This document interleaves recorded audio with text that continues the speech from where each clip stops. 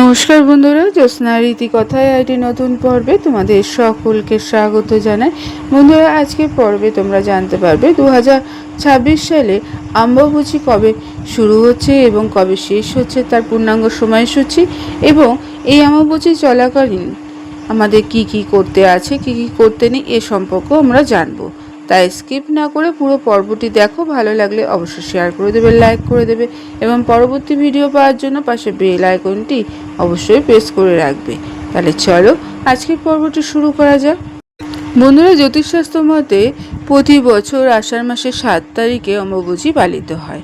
শাস্ত্র মতে সূর্য যে বারে ও যে সময়ে মিথুন রাশিতে গোচর করে তারপরেই সেই বারেই পালিত হয় অম্বুবাচী। আগামী 22শে জুন অম্বুবাচী পালিত হবে। বাংলা ক্যালেন্ডার অনুসারে এই দিনটি প্রতি বছর 7ই আষাঢ় পড়ে।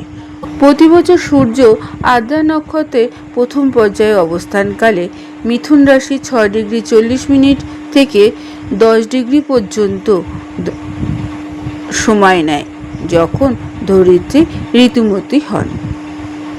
এইটি অমাবস্যা নামে পরিচিত। আষাঢ় মাসে মৃগশিরা নক্ষত্রের 3টি পর্যায়ে শেষ হলে ধরিত্রী মাতা ঋতুমতী হন। ধরিত্রী মাতা ঋতুমতী থাকার সময়কাল হলো 3 দিন। এই সময়ে কোনো শুভ অনুষ্ঠান করা হয় না। অমাবস্যাতে হাল ধরা, গৃহপ্রবেশ, বিবাহ প্রভৃতি শুভ কাজ নিষিদ্ধ। এমনকি এ সময়ে কোনো মন্দিরেও প্রবেশ করা যায় না। প্রচলিত বিশ্বাস অনুযায়ী ধরিত্রী মাতা ঋতুমতী হলে শস্য শ্যামলায় ভরে ওঠে, তাই অমাবস্যার সময়ে হাল ধরা নিষিদ্ধ। আষাঢ় মাসে এই সময় প্রচণ্ড বৃষ্টি হয়, যার ফলে ধরিত্রী উর্বর হয়, শস্য শ্যামলায় ভরে ওঠে। বন্ধুরা, 2026 সালে অর্থাৎ বাংলার 1433 বঙ্গাব্দে অমাবস্যা শুরু হচ্ছে আগামী 7ই আষাঢ় 1433 বঙ্গাব্দ 22শে জুন 2026 সোমবার রাত্রি 9:10 অমাবস্যা প্রবৃত্তি হচ্ছে, এবং 11ই আষাঢ় 1433 বঙ্গাব্দ ইংরাজি 26শে জুন 2026 শুক্রবার দিবা 9:33 গতে অমাবস্যা নিবৃত্তি হচ্ছে। বন্ধুরা, অমাবস্যা চলাকালীন কয়েকটি জিনিস তোমরা অবশ্যই করবে, যেমন দেবীর মূর্তি বা পট লাল কাপড় দিয়ে ঢেকে রাখবে। অমাবস্যা শেষ হওয়ার পর দেবীর আসন পাল্টে স্নান করিয়ে পুজো করা উচিত।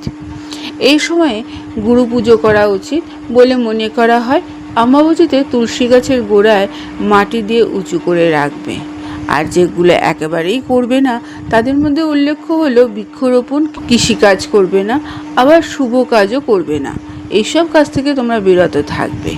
মন্ত্র উচ্চারণ ছাড়াই পুজো করবে, ধূপ প্রদীপ জ্বালিয়ে পুজো করবে। বন্ধুরা, আজকের পর্বটি এখানেই শেষ করলাম। এতক্ষণ আমার ভিডিওটি দেখার জন্য ও শোনার জন্য তোমাদের অসংখ্য ধন্যবাদ।